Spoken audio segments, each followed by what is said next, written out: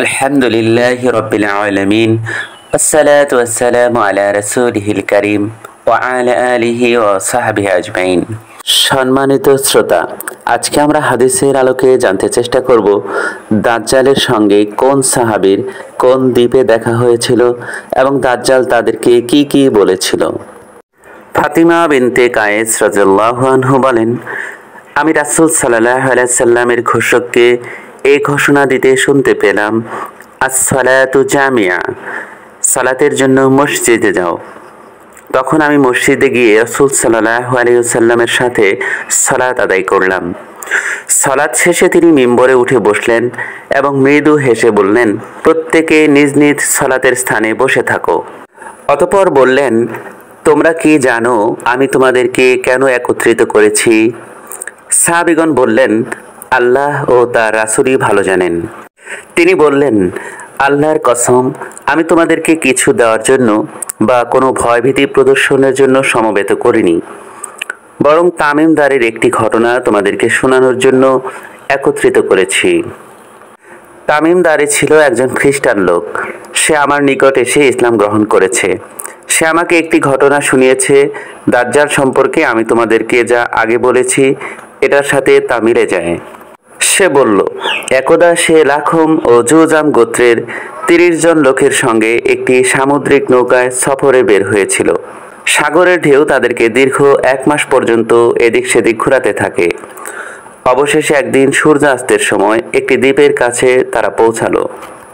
অতঃপর তারা উক্ত বড় নৌকায় থাকা ছোট ছোট নৌকায় করে দ্বীপটির অভ্যন্তরে প্রবেশ করল এবং সেখানে এমন একটি প্রাণীর সাক্ষাৎ পেল যার সারা শরীর বড় বড় লোমে ঢাকা। অধিক পশমের কারণে তার কোথায় মুখ আর কোথায় পেছন তা বোঝা যাচ্ছিল না। তখন তারা তাকে লক্ষ্য করে বলল, তোমার অমঙ্গল হোক, তুমি কে? সে বলল, আমি জাসসাসা, অর্থাৎ গুপ্ত সংবাদ অন্বেষণকারী। তোমরা ওই ঘরে আবদ্ধ লোকটির কাছে যাও, সে তোমাদের সংবাদ জানতে আগ্রহী হয়ে আছে।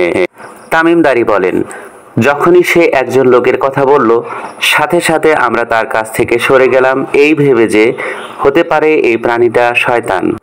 তখন আমরা সেখান থেকে দ্রুত সরে এসে ঘরে প্রবেশ করলাম। সেখানে এমন একটি প্রকাণ্ড দেহ বিশিষ্ট মানুষ দেখতে পেলাম, ইতোপূর্বে যা আর কোনোদিন দেখিনি। তাকে শক্তভাবে বাঁধা ছিল, তার হাত ঘাড়ের সাথে এবং হাঁটুদ্বয় নিচের উভয় গিটের সাথে লোহার শিকল দ্বারা একত্রে বাঁধা ছিল। আমরা তাকে বললাম, তোমার অমঙ্গল হোক, তুমি কে? সে বলল, নিশ্চয়ই তোমরা আমার সম্পর্কে জানতে পারবে। আগে তোমরা আমাকে প্রথমে বলো, তোমরা কে? তারা বলল, আমরা আরবের লোক। আমরা সমুদ্রে একটি নৌকায় আরোহণ করেছিলাম। দীর্ঘ ১ মাস সাগরের ঢেউ আমাদেরকে এদিক সেদিক ঘুরিয়ে এখানে এনে পৌঁছালো। তারপর আমরা এই দ্বীপে প্রবেশ করলাম। তারপর ঘন পশমে সারা দেহ ঢাকা একটি প্রাণীর সাথে আমাদের সাক্ষাৎ হলো। সে বলল, আমি গুপ্ত সংবাদ অন্বেষণকারী। সে আমাদেরকে এ ঘরে আসতে বলল। আমরা দ্রুত তোমার নিকট এসে উপস্থিত হলাম। সে বলল, আচ্ছা, তোমরা আমাকে বাইশান এলাকার খেজুর গাছ সম্পর্কে বলো। বাইশান মূলত হেজাজের একটি জায়গার নাম। আমরা বললাম, তার সম্পর্কে কোন খবর চাচ্ছ? সে বলল, বাইশান এলাকায় খেজুর গাছে ফল ধরে কি?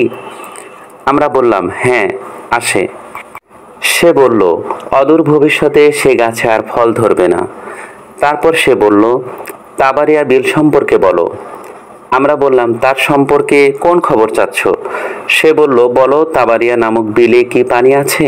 আমরা বললাম, হ্যাঁ, তাতে প্রচুর পানি আছে। সে বলল, অচিরেই তার পানি শেষ হয়ে যাবে। তারপর সে বলল, জোগাড় নামক ঝর্ণা সম্পর্কে বলো। আমরা বললাম, তার সম্পর্কে কোন খবর চাচ্ছ? সে বলল, জোগাড় নামক ঝর্ণায় কি পানি আছে এবং সেখানকার অধিবাসীরা কি সে ঝর্ণার পানি দ্বারা জমি চাষ করে? আমরা বললাম, হ্যাঁ, তাতে প্রচুর পানি আছে এবং সেখানকার লোকেরা পানি দ্বারা জমি চাষ করছে। তারপর সে জিজ্ঞাসা করল, আচ্ছা বলো দেখি, নিরক্ষর নবীর সংবাদ কি? আমরা বললাম, তিনি এখন মক্কায় আবির্ভূত হয়েছেন আর এখন মদিনায় অবস্থান করছেন। সে জিজ্ঞাসা করল, বলো দেখি, আরবেরা কি তার সাথে যুদ্ধ করেছিল? আমরা বললাম, হ্যাঁ, করেছে। সে জিজ্ঞাসা করল, তিনি তাদের সাথে কেমন আচরণ করেছেন? আমরা বললাম, তিনি আশেপাশের আরবদের প্রতি জয়ী হয়েছেন এবং তারা তার আনুগত্য স্বীকার করেছে। এসব শুনে সে বলল, তোমরা জেনে রাখো, তার আনুগত্য করা তাদের জন্য মঙ্গলজনক। এবার আমি আমার সম্পর্কে তোমাদেরকে বলছি, আমি দাজ্জাল। অদূর ভবিষ্যতে আমাকে বের হওয়ার অনুমতি প্রদান করা হবে। আমি 40 দিনের মধ্যে পৃথিবীর সব স্থান বিচরণ করব, মক্কা ও মদিনা ব্যতীত, কারণ এ দুস্থানে আমার জন্য প্রবেশ নিষিদ্ধ করা হয়েছে। যখনই আমি তার কোনো একটিতে প্রবেশ করতে যাব, তখন ফেরেশতা উন্মুক্ত তরবারি হাতে নিয়ে আমাকে প্রবেশ করা হতে বাধা প্রদান করবে। তার প্রতিটি প্রবেশ পথে ফেরেশতা পাহারারত রয়েছে। বর্ণনাকারী বলেন, এ পর্যন্ত বর্ণনা করে রাসূল সাল্লাল্লাহু আলাইহি সাল্লাম আপন লাঠি দ্বারা মিম্বরে টোকা দিয়ে 3 বার বললেন, এটাই মদিনা, এটাই মদিনা, এটাই মদিনা। তারপর তিনি বললেন, বলো, ইতিপূর্বে আমি কি তোমাদেরকে এই হাদিসটি বর্ণনা করিনি? লোকেরা বলল, হ্যাঁ।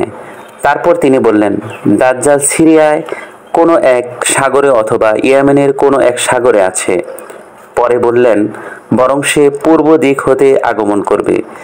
এ বলে তিনি তার হাত দ্বারা পূর্ব দিকে ইশারা করলেন।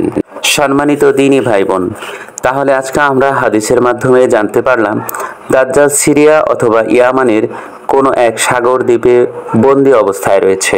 অদূর ভবিষ্যতে সে এখান থেকে বের হবে। সে সারা পৃথিবীতে বিচরণ করবে 40 দিনের মধ্যে, কিন্তু মক্কা ও মদিনায় সে প্রবেশ করতে পারবে না। আল্লাহ যেন আমাদের সবাইকে দাজ্জালের এই কঠিন ফিতনা থেকে রক্ষা করেন। আল্লাহুম্মা আমিন।